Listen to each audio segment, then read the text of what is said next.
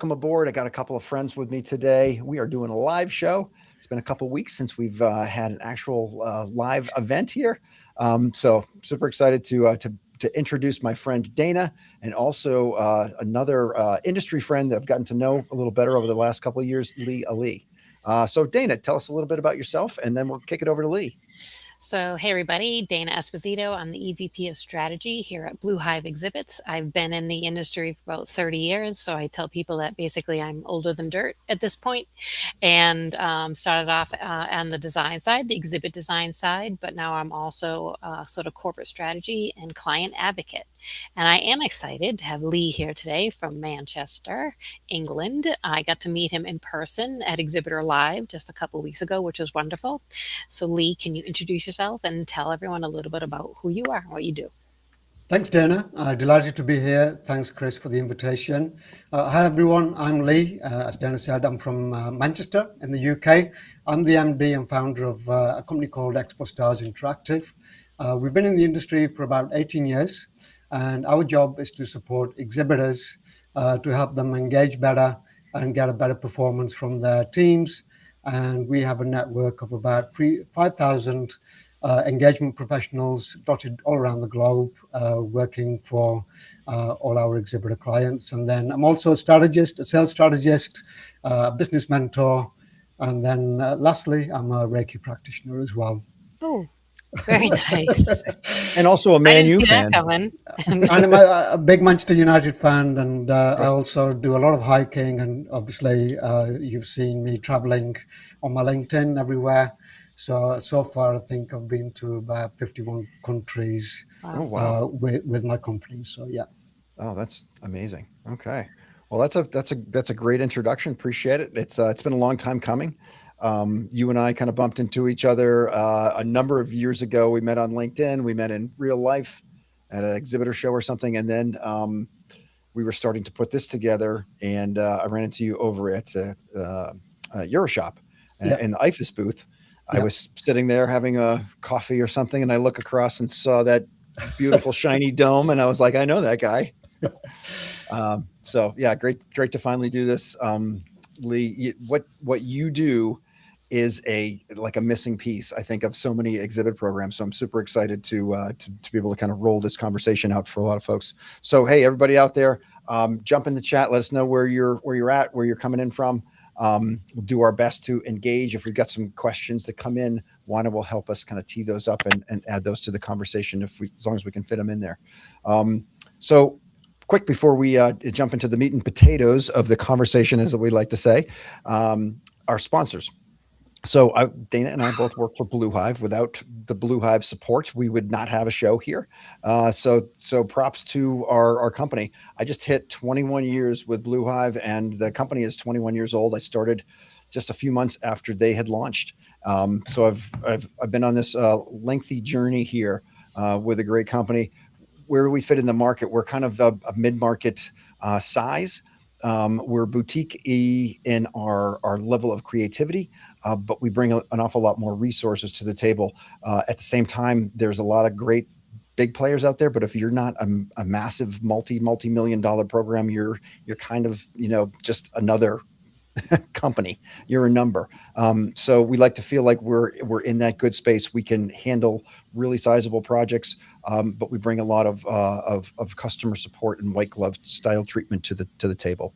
In addition to Blue Hive, we're also supported by our friends at Fist Bump. Fist Bump is the agency who is running this podcast. They are so much more. They are a great group of folks over there, very creative, have helped us kind of understand this media world. How do we not only how do we actually create the podcast, but then what do we do with all that content? So if you're looking for help in kind of stepping into more thought leadership and taking the heavy lift off of your plate, if you're looking to do a podcast and a show, they are the ones to talk to. So without further ado, let me kick it back to Dana, and we'll start with some questions for Lee. All right. So coming from like if I'm wearing my designer hat, companies they spend a lot of money on their exhibit, which I'm very passionate about the exhibit itself and also the experience. Like, what is the experience that the attendee is going to have at that exhibit? Is it something they're hand-on tactile? Is it something digital? Whatever it is it communicating their message, right? These are all things that myself and the rest of our team here and other exhibit companies as well, these are the questions we do a deep dive for, because we want to make sure that that exhibit, which is a giant marketing tool, is really working well, right? And we work with partner with agencies who do all that. But Lee, one of the things we really want to talk to you about is specifically how companies might be missing one of their biggest ROI levers or levers. I don't know how British say it, but when they're levers, because they invest all this money in this very important tool and everything goes along with it. But some of them, they have a missing component, and it's the people. Can you talk to us about that? Sure. During the past 18 years, what I've seen on the show floor is that people have actually missed that opportunity, or missed the understanding that 85% of their exhibition success will actually be down to their people and how they actually perform. And that really, I think, is down to a lot of things, actually. But what it boils down to is just thinking that that kind of idea that build it and people will come, and they automatically assume that their people are qualified to be on the show floor and to be able to talk to people. And it doesn't work like that, okay? Because you need to do a lot more than just build a booth. You need to be very strategic about your whole customer journey, all right? So, and the investment really is overlooked in people's budgets, okay? Because a lot of the process, and it really boils down to a holistic approach. And a lot of people start with the booth design, then they look at the customer journey, and then the last piece of the jigsaw is always the people and whoever's available. Whereas my thinking and my strategy that I advise to clients is start with your audience first, okay? Understand why you're exhibiting, and then understand why the audience is actually coming to the booth, okay, in terms of what the challenges are, what they're actually looking for in terms of aspirations, and then look at the visitor journey, design the booth around that. And once you've designed the journey, okay, you understand, okay, who do we need to actually facilitate that journey on the booth, okay? And people don't pay attention to that because they are so tied up with the design process that completely gets forgotten about until the very last minute. If I had a pound for every last minute inquiry I've actually had for booth staff, I'd be a rich person. So you're saying that like a week's notice is not sufficient to fully train a staff prior to a large event? No, that is that conversation about booth staffing should start at the same time as you're building the journey. So you're really talking about looking at it from a much bigger picture and reframing when you're talking about the exhibit and experience and everything else and what your message is. You're also ahead of time thinking about who's going to be there to be able to communicate it in the right way to that particular audience. So for instance, when you're explaining this, I'm thinking back to, and this is an example I bring up a lot just because it's easy to picture without a visual, which was like we had a client years ago who they were exhibiting at Midwest Vet, and the audience there were all like a really high-end veterinary doctors for large animals like horses, cow, like think the TV show Yellowstone, like big, important, costly animals. And then that exhibit went directly to IPE, the International Poultry Expo in Atlanta. And those audiences were completely different. So they did, they already knew they were relaying out the booth. They had different graphics going on to the structure, and they had a different crowd like activity, right, that suited the audience. But you're even saying, like, reframe your booth staff as part of your performance drivers. So literally, is it the same people at both shows manning that exhibit? Because it's not about availability of bodies. It's about who's right to speak and to communicate to those two very specific audiences. Absolutely, yeah.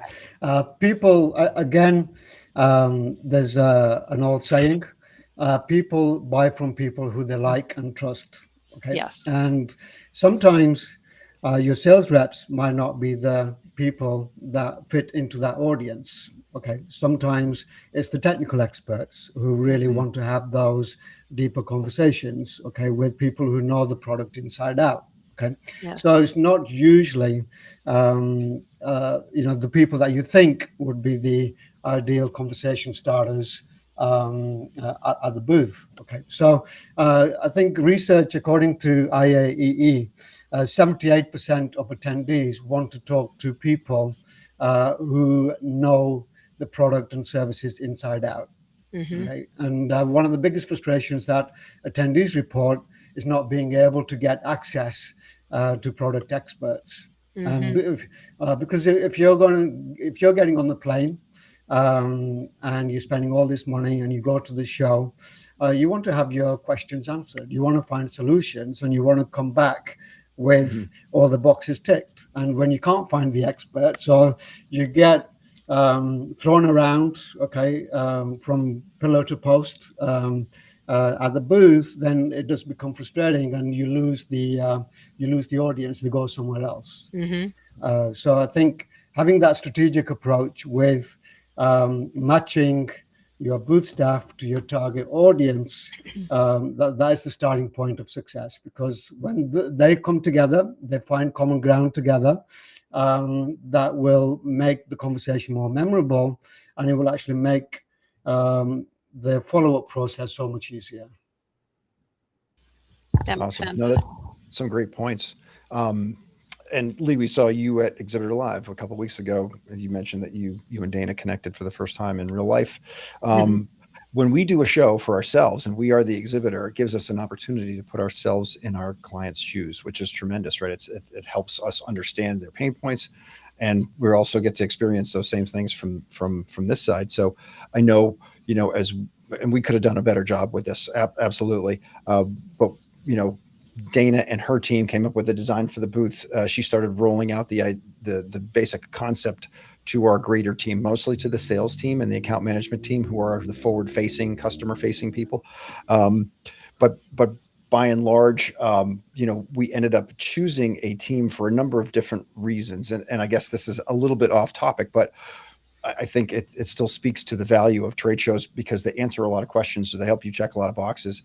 Is for our people to get out and experience a show, it's beneficial for them as well, right? They get to kind of see the other side. We sent a project manager, we sent an account manager, we sent a designer, we sent our digital expert, and we also sent a few salespeople when we did that. So we had a very rounded team.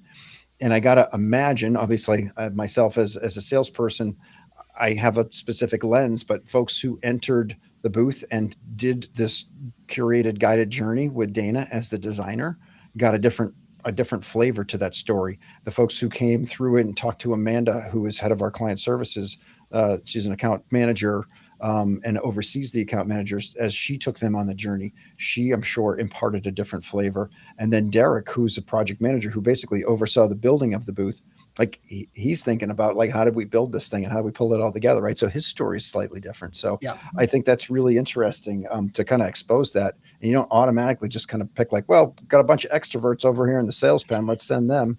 Maybe that's not the best idea, right? Absolutely. It was nice. I just want to say it was nice having that mixed group, because if someone, say I was taking someone through the journey and they had a question and I could tell that they wanted to get nitty gritty about, say, like How do we project build it? management, like something about building it, or because maybe somewhere in their head they've had frustration with that in their past experience, and they want to make sure this new person they might be choosing to work with really has their act together in that way. I could very easily be like, who we have here, let me grab Derek, and I could pass them on to that person, because a lot of people would pass people to me who started to have like design or creative type questions. Same type of thing. I knew I had a whole flock of very differently versed people. So even if they went through the experience with me, I could still hand them off to someone who I knew that they would pair up with for whatever, they were seeking. Right. Oh, absolutely. You've hit the nail on the head, and everybody is looking for personalization. Okay, so when you have different members of the team, who are all involved in the process of building a booth, right? So when you take that customer on a journey, and introduce them to some of the people behind that journey. Okay, when you're building the booth, that gives them peace of mind, knowing that this team has got my back. Okay, and they're specialist experts, and I can call upon them anytime that I want to, and they know what they're talking about. Okay, and it's when, let's say you're talking to someone, Dana, and they ask a question and you don't know the answer to that. Okay, but then you say, "Oh, let me get back to you on that," and then people don't follow up on that. Okay, they forget about it, and that's when the disconnect starts happening. Right. So, so having that strategic approach where you're showcasing the team, you're showcasing the experience of building the booth, that is going to give so much trust and credibility credibility for you and trust for the audience. Mm-hmm. And that's what they want to leave away with. And one of the questions, again, we ask is, what kind of feeling do you want your audience to walk away with? That's a great question. Yeah. Absolutely. Yeah, we got a lot of people checking in here in the chat. We see our friend Rich. So we got Massachusetts represented here. We got Bancroft, Canada represented. We obviously have Manchester, England. We've also got someone in Spain. That would be Juana, our friend Juana, and Zadia, who I know is a Jersey girl. So and Tyson, another Massachusetts guy. So I can see a bunch of folks here. Thanks for weighing in. Thanks for checking us out here. Rich says another lunch break. Visit to the Toolbox. So, use your time wisely. This is this is multitasking, Rich. You're eating lunch and you're also learning. So you're absorbing all sorts of information. Appreciate that. Lee, we go back a couple of years, and when we first started connecting, I brought you into one of our sales meetings, and you kind of shared some of the things that you kind of talk about. And we've looked at, like, how do we figure out a way to kind of work together so that we're doing a better job for our clients and exposing them to professionals, like Lee and his company that to specifically kind of, train people on this. And then life happens, right? And we kind of default back to what we know. And we just, our conversations are like, what are you trying to accomplish at a booth? And like, how can we build you the biggest kick-ass booth ever? But the people that you bring and the presence of those people in the space is so important. I think you were sharing some data with us earlier.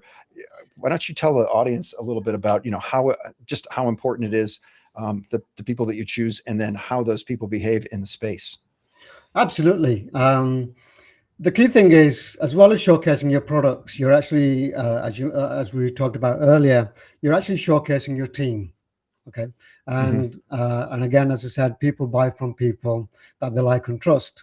So it's really a question of, how do you showcase your team?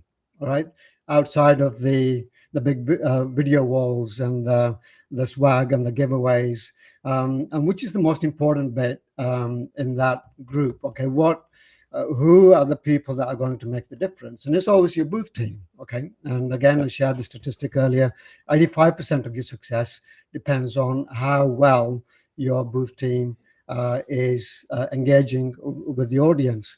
And that starts with not your typical sales skills, but human connection building skills, soft skills, communication skills, if you like. Okay, and in this day and age, post-COVID especially, everyone's obviously got these devices, and people take it for granted that something will actually happen. And what we've done after COVID, what has actually happened, the trend that I'm seeing is that we've gone to our default behaviors, and we don't actually know how to actually answer questions. Okay, we don't know how to listen properly, and we don't know how to actually deep dive into what that audience really wants. Okay, so this is the starting point for me, is to really understand who in the team can actually facilitate a brilliant journey for the audience.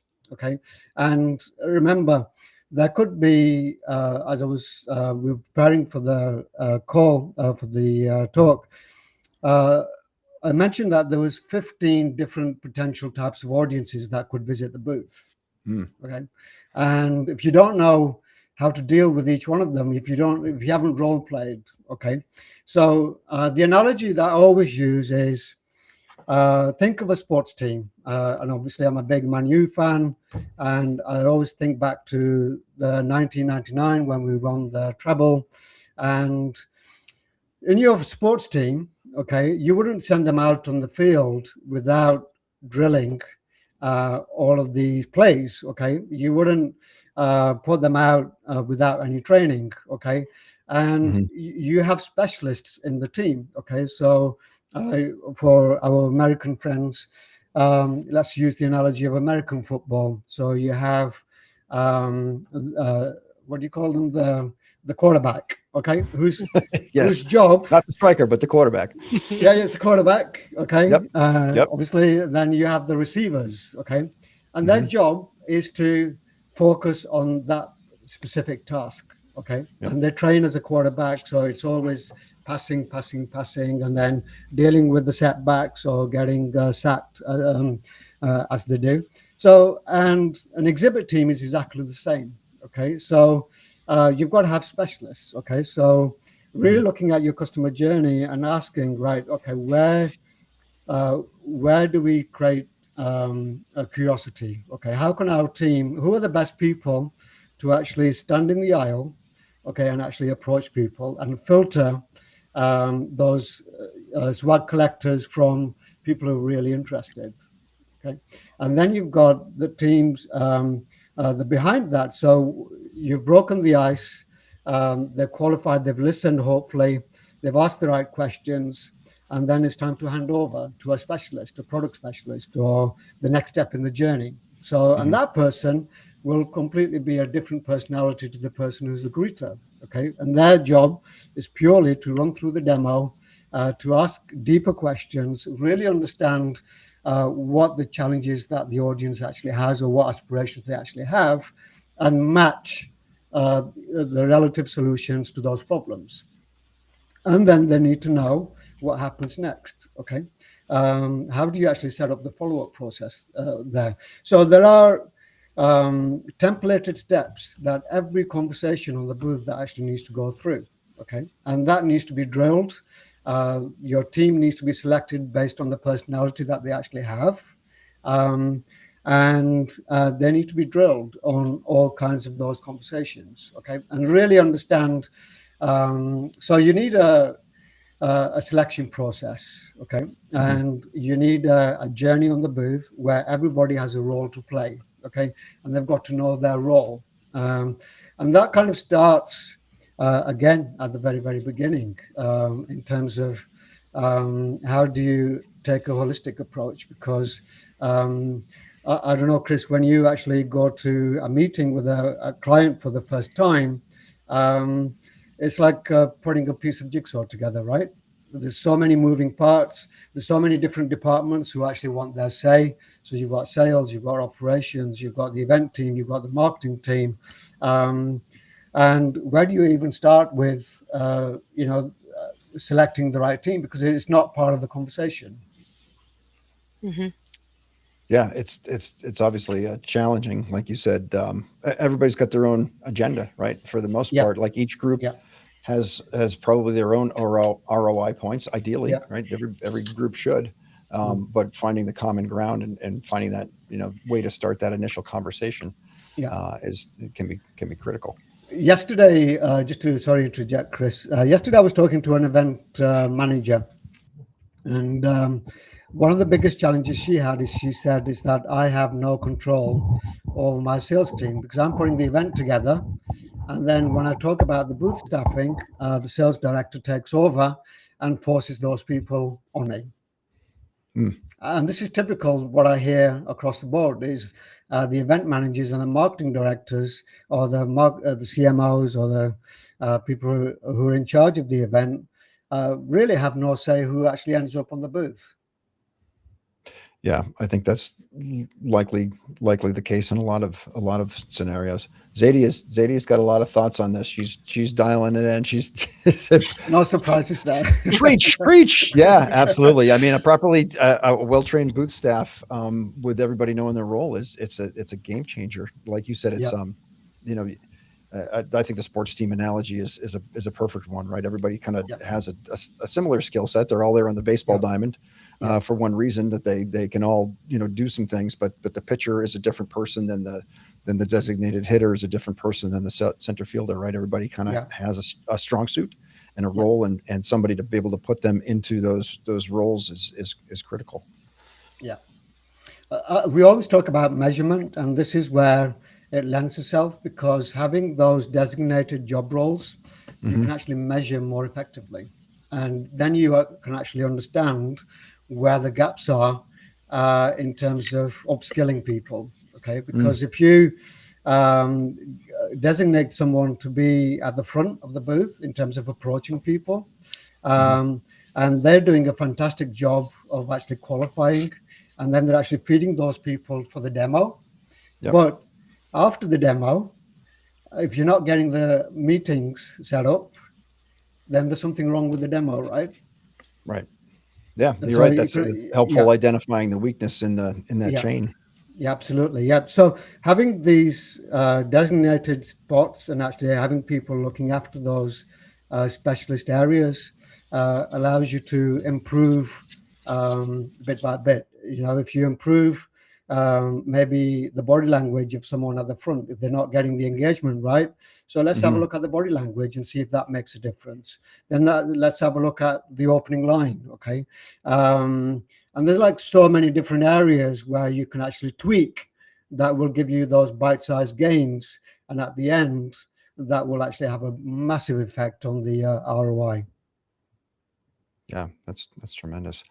Lee, can you kind of paint a picture? And obviously, like, every company is a little different, right? They kind of, their go-to-market strategy is different. Their people are different, and so forth. But obviously, you've built a company, and you're nearly 2 decades into doing this. You've discovered or created a framework that has some stickability. So, can you kind of paint a picture and walk us through? And granted, I'm sure it adjusts, it tweaks for different types of companies and different customer journeys and so forth. But what does that look like to an event planner who's out there right now, who's like, shit, I have a show coming up, in August or whatever. How do I get my ducks in a row, and how can I start thinking about this in the right way, other than calling Lee immediately right at the end of this event? That's good too. Post-pandemic, I started thinking about all the conversations, all the clients that we've actually worked with, and I started looking at all our happy clients and the high-performing clients and see what they were actually doing that made them successful. So we created a process called TEO, Trade Show Engagement Optimization. So everyone's familiar with SEO, search engine optimization. So TEO is 5 pillars that we put into the framework, and it's a holistic approach to setting up exhibitions for success. And it starts with really understanding how exhibitions align with your overall business growth plan. Okay, so really looking at why you're exhibiting. Okay, why that show? Okay, and even how does it actually correlate with what we're trying to achieve as a business? Okay, so that's the first distinction, and really, something that you need to dive deep on with your sales team, with your executive team. And once the whole team has actually got an understanding of why they're exhibiting, then you can actually start on the second pillar, which is the customer journey. Okay, really understanding who is our target audience, how are we going to engage with them before the show, what does the engagement process look like during the show, and what does the follow-up process look like? And planning that right up until the sign that on the dotted line, and then you start the boarding process. Okay, so that's where we actually really look at breaking that journey down bit by bit, step by step, and really looking at the complete journey from start to finish. And then the third element is obviously selecting your team. Okay, once you've understood what the journey looks like, okay, who are the team that are actually going to be responsible for delivering that? Okay, so really nominating, and there's like 4 key job roles that we need to look at. Okay, one is the captain, the team leader, who is responsible, who is accountable for making sure that the people are actually doing their job. Okay, before, during, and after. Then you've got obviously the greeters, okay, the people who are actually responsible for pulling people in. Then obviously you've got your product specialists, the people who do the demos. And then you've got your customer service specialists, okay? So people like, if you have hospitality on the booth, okay? We're looking at who are those type of people. Looking at personalities, you can do personality profiles and things like that to come up with those, to match those roles with the right people in your team. So you're bootstrapping. Once you've selected that team, then you start the process of training them, briefing them while they're there, and then also looking at incentivizing those performances, okay? Setting objectives, personal objectives, team objectives, and so on. And using, what I always recommend to our clients is use trade shows as a privilege, okay? It's not something that is just given, that you're always, because you're a sales rep, that you're always going to get to go to all your industry events, okay? You should be measured, and you should be rewarded, and you should earn your spot on the team, okay? It isn't something that should be just because you're on the marketing team or sales team that you're gonna, it's given that you're gonna go to the exhibition. Then really looking at, if you achieve your objectives as a team, rewarding yourselves, okay? What does the reward actually look like for the team, okay? And I always tell people to shy away from giving individual objectives, to stop people, feeling loathing other people who actually achieve their objectives, and then they actually give up. So that's a whole sales psychology thing.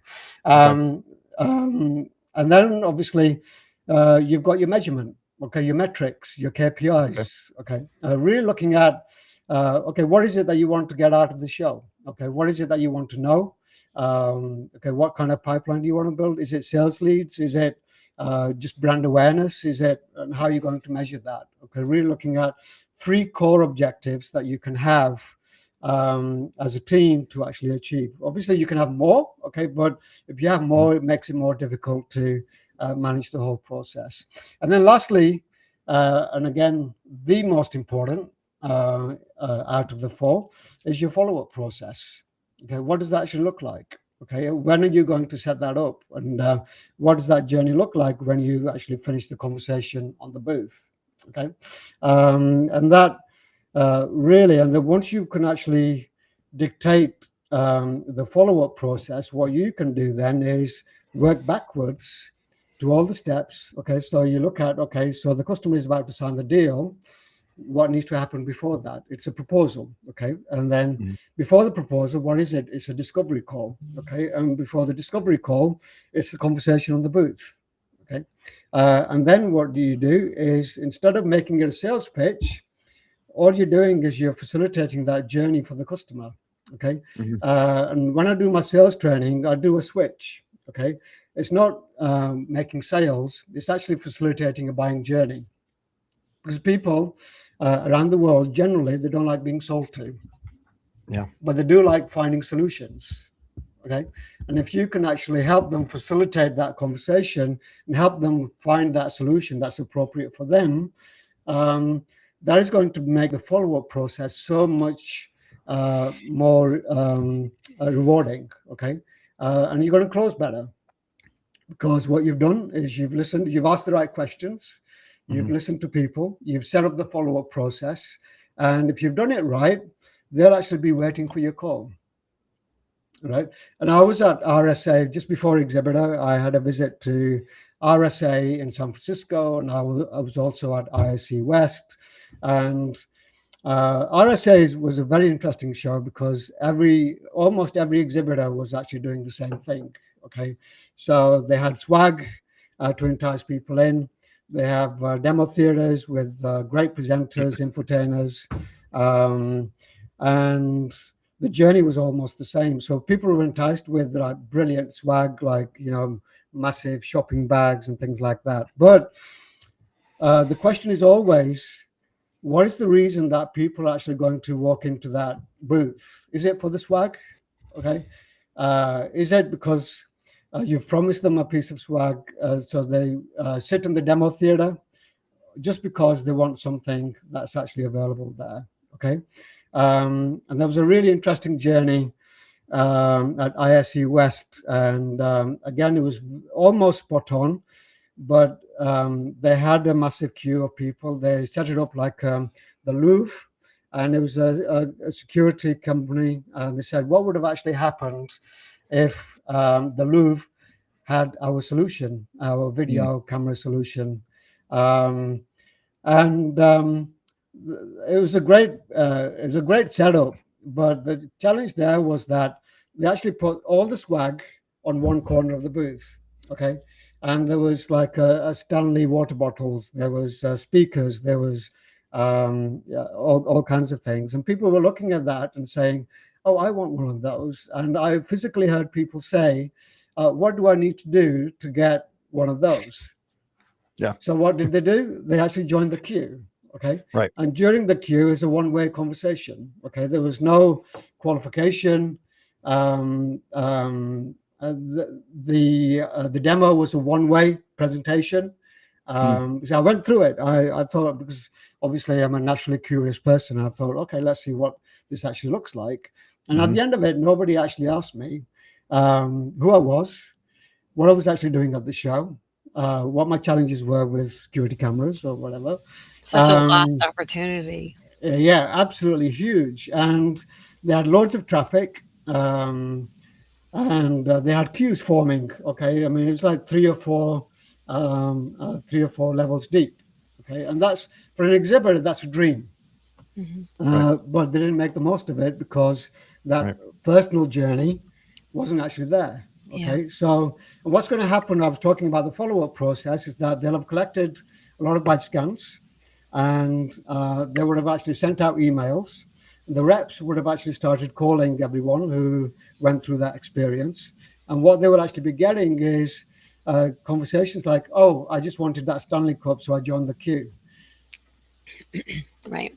Yeah. Whereas the alternative would have been somebody to actually ask the questions as people were actually queuing in for the demo.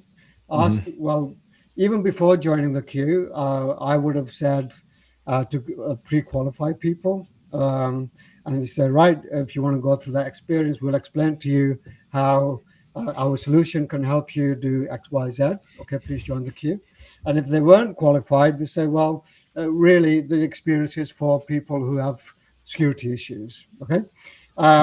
So there's nothing, because people know, okay, that they have to qualify for certain stuff. Okay. And you need to make exhibitors obviously are looking for customers, and they have a solution to give. So people actually understand that they're not going to be disappointed that you didn't go through the journey.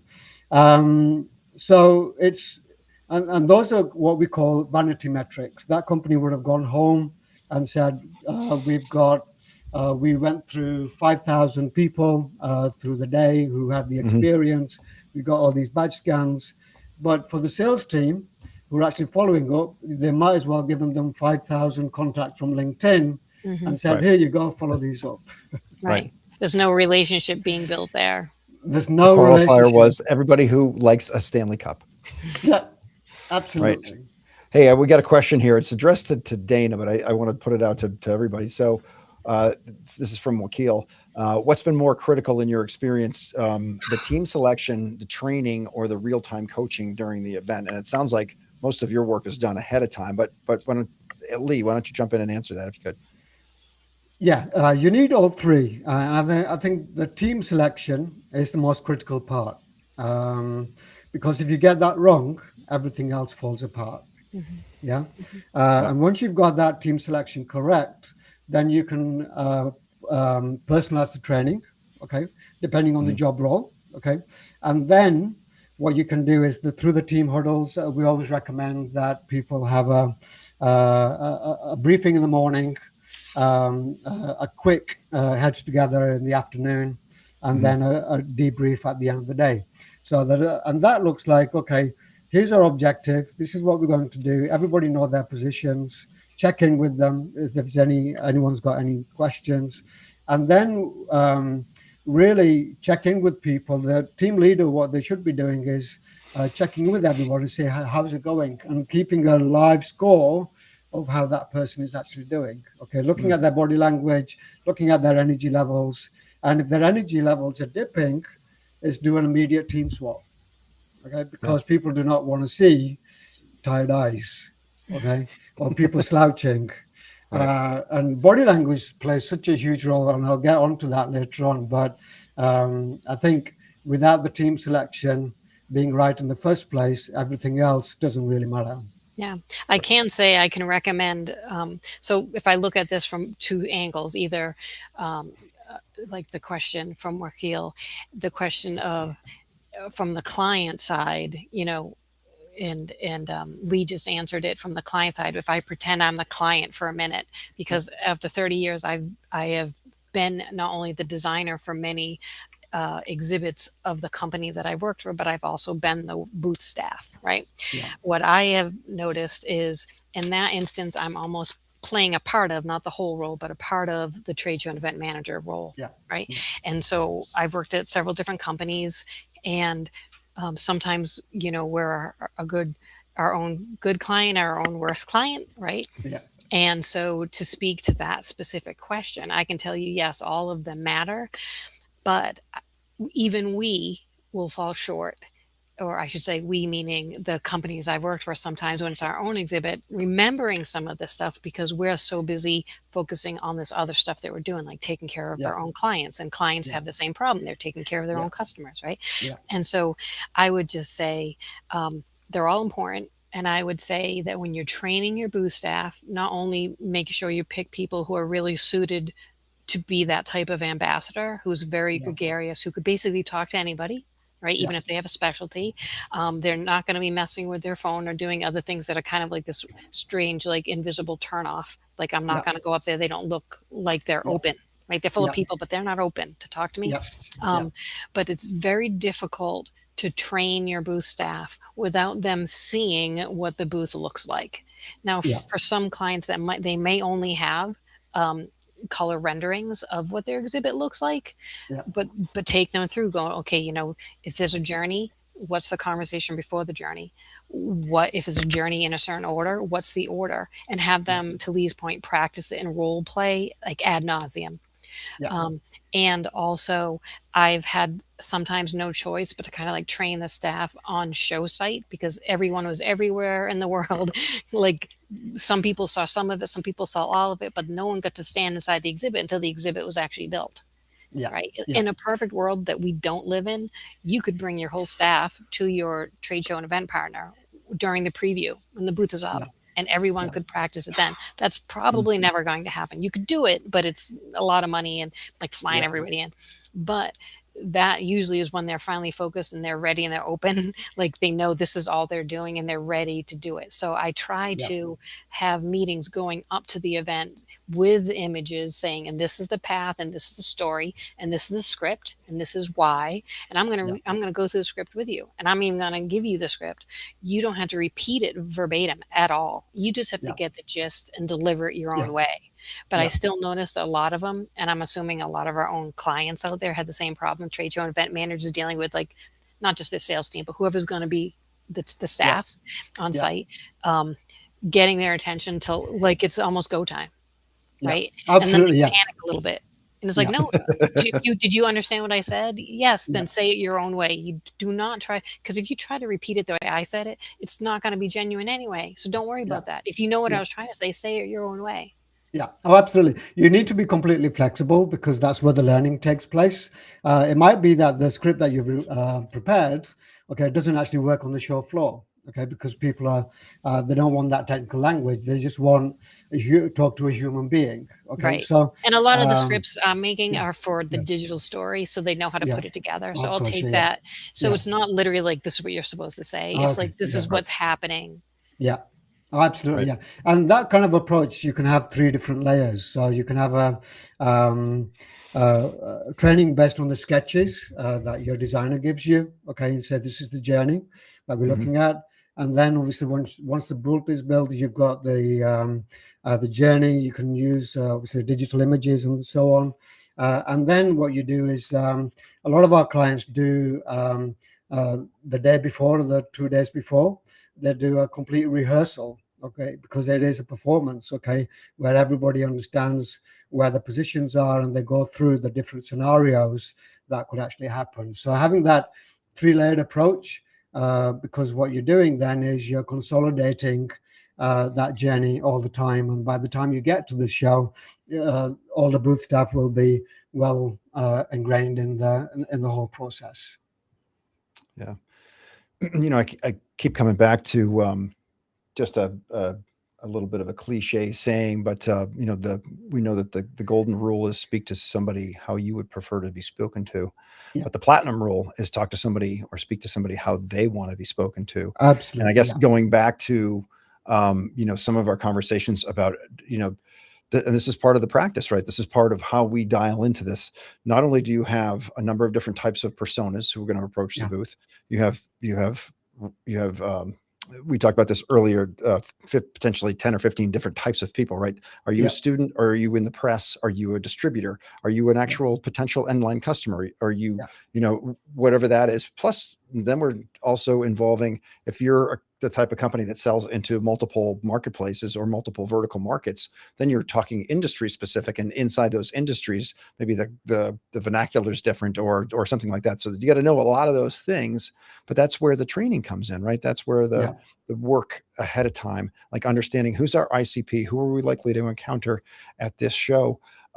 If you're going to go into a show and you're going to be talking to a bunch of, in that world, our clients are likely between 35 and 55, and they're likely female, right? So let me brush up on kind of what's going on in society that I might want to pay attention to, or what are these event managers, or what are these people struggling with at this point, and just get dialed in on those conversations. So something that you've been banging the drum on, which I didn't think about so much, was like, we're not just sales training here. We're training on how to better have conversations and listen, and all of those soft skills that are super important.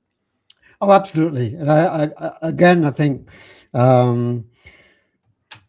when you strip everything away from the booth, it's all about communication, isn't it? It's people selling to people, people buying from people, and it's those skills that come in handy. It's asking good questions, knowing the talking points of the industry, breaking the ice with people, and again, this is an old analogy. It's like the dating game, right? When you walk into the pub or you walk into somewhere and somebody catches your eye, you smile, you say hello, and you try to find some common ground immediately, and that's all it is. And the counterintuitive people, when I say this to a lot of exhibitors, they think, "Are you joking? I've just paid $50,000 or something for this booth, and you don't want me to talk about my services?" But the idea is that when an audience walks into the exhibition floor, they're very defensive. They have, because they don't want to be sold to. So you need tools or icebreakers or questions that will help you find that common ground very, very quickly to break down those barriers. And I always use the example of the last time you walked into a retail store, for example, you may have been looking at a jacket or something like that. The retail assistant comes up to you and says, "Can I help you?" And what do? You clam up and you say, "No, I'm good. Just browsing. I'm just looking. Yeah, I'm just looking. Yeah. I'm browsing. Okay, leave me alone." Right. And it's exactly the same on the show floor. People are like zombies. I mean, the reason I say zombies is because if you walk in the shoes of an attendee, and obviously both of you have been attendees, you have 10 million things going on in your head. You've flown overnight, you're jet lagged, you want to know what's going on in the office, you're thinking about the deal that's actually happening, you've got a customer who wasn't happy, you've got 10 million things on your mind. And what we've got to do as booth staff is filter through that, and grab their attention and make them curious, and by that 3 to 10 minutes of their time, and you have to earn that, and you can't just do it by just standing there and fiddling with your thumbs and chit-chatting to your colleagues. You have to have intention, okay, to break the ice with all of these people walking past. Yeah. So I'm trying to do a good job here monitoring the time. We've got a little less than 10 minutes left. I'm also looking into the chat. We've got a gentleman by the name of Han who joined us. Leanhouse, I believe you guys are friends, or I know you're Oh, we connected on are, LinkedIn. yes, fellow Yes. So Boldies. he's got a great question. He's cracking himself up because it's kind of like Tinder, make a great impression, which is true, and it's Yeah. a fair point, Han. But he has a good question. He said, "So why, if this is so important, then why do so few companies, so little companies, invest in the training? Like, what do people think? Like, why is this?" And listen, this is you've built a business out of this, and I know that it's difficult on our end. You know, we kind of we as an exhibit house, like we own kind of that big number, right? Yeah. People are going to spend money. We know it's Yeah. going to have to filter through us. Unfortunately, more and more are paying it to the trade show hall and to all the Yeah. services and so forth that happen now. And our piece of the pie is getting smaller. But like, I feel for you, like this is super important. And I feel like this is, it's kind of it's on people's dance card at the bottom. It's like, oh shit. Yeah. I should probably look into training our people, Yeah. or maybe not, or they don't realize that until they get to the hall and they stumble and they fumble through things and they blow opportunities because they weren't prepared. Yeah. One thing I found is exhibitors don't know what they don't know. And the reason for that is that everybody on the show floor follows everyone else. I use the example of RSA. Everyone uses swag and an infotainer to the demos and things like that. And what people don't realize is the hard work that needs to go into that customer journey. And what people don't realize is that their people are the number one asset that are actually going to make the difference. Okay. And the challenge is that we don't have the education, okay, to really put forward to these exhibit managers, sales directors, to say that your human capital is the most important when it comes to trade shows. They don't, because we have technology companies who are selling all of the latest tools to get engagement and to measure. Okay. We have exhibit builders, we have AV companies, we now have all of these robots, okay, as booth attractions. And then we have the promotional merchandising companies who want to sell their, swag and things like that. But as promotional staffing agencies out there, I'm a bit upset with, my peers in the industry because they don't really shout about how important people are. Okay.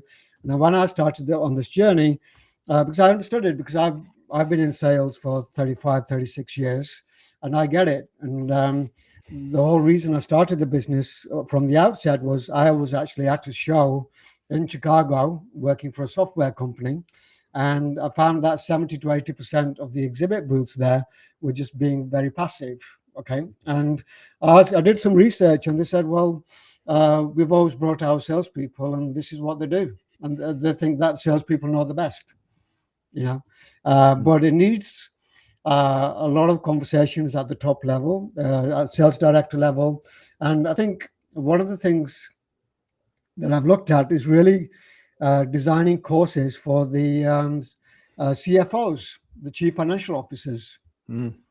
And really, these guys the folks writing the big checks, they understand what the impact is. Like, this is costing us several $100,000. Like, we got to do our due diligence in making sure we get the ROI out of it. Absolutely, yeah. And then exhibitors really need to understand how much of a difference that people actually make if they get the team right, they get the selection right, and they get the process right. Because it's not. I remember, the TEO process I was going through, the framework. Okay.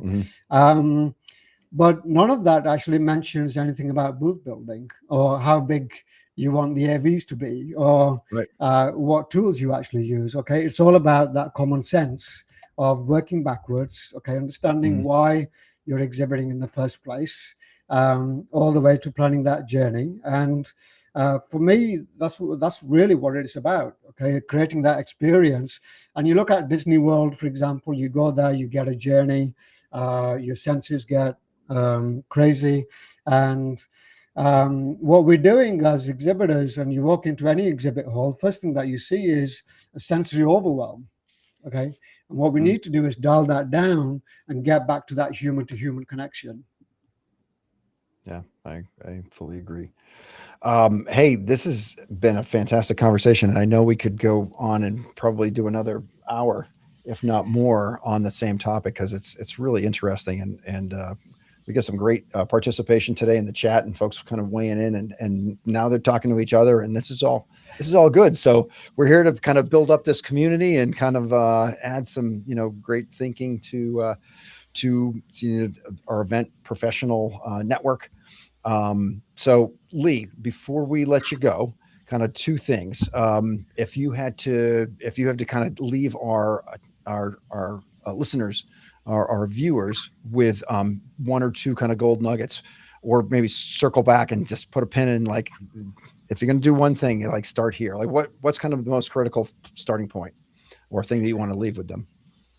Create a journey on the team. Create a journey, okay, for your customers. Really understand your customers. That's the first thing is really understand your target audience and who your target audience is going to be.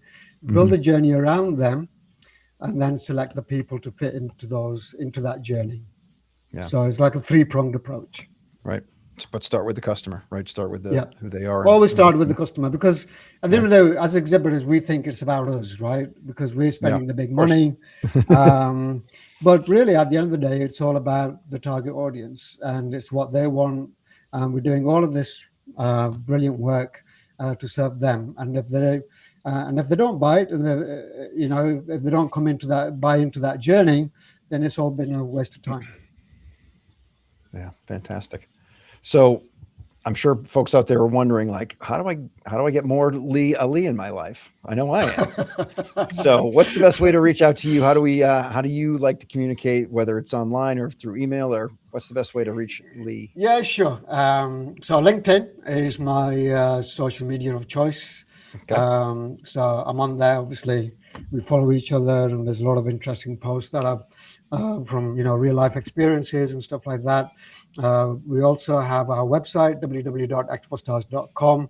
There's some amazing resources on there. We have a whole area dedicated to how to manage your booth staff, selecting booth staff, looking at the metrics of how to measure their performance and everything.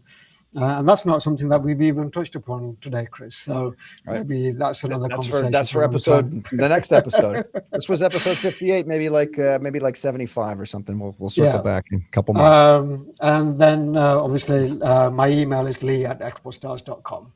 Or you might see me on a show floor somewhere. There we go. There's many, many ways to reach out and touch base with Mr. Ali. So, hey, this has been awesome, Lee. Thank you so much for taking time with us. Thank you, everybody who joined us today. Beyond that, this obviously is captured. You might see it played again on demand, whether it be on YouTube or here on LinkedIn. And as I like to do, I love the podcast platform because I have this hour-long commute. So I listen to a lot of podcasts. So Spotify, Apple Music, or Apple is an option. So find us where you get your podcast materials. And wishing everybody a great rest of the week. Thank you so much for spending time with us. I hope everybody got a lot from it, and we really appreciate you all. Lee, Dana, thank you for your time. Happy eventing, everybody. Cheers. Bye, buddy. Thank you, Chris. Thank you, Dana. Bye-bye. Thank you.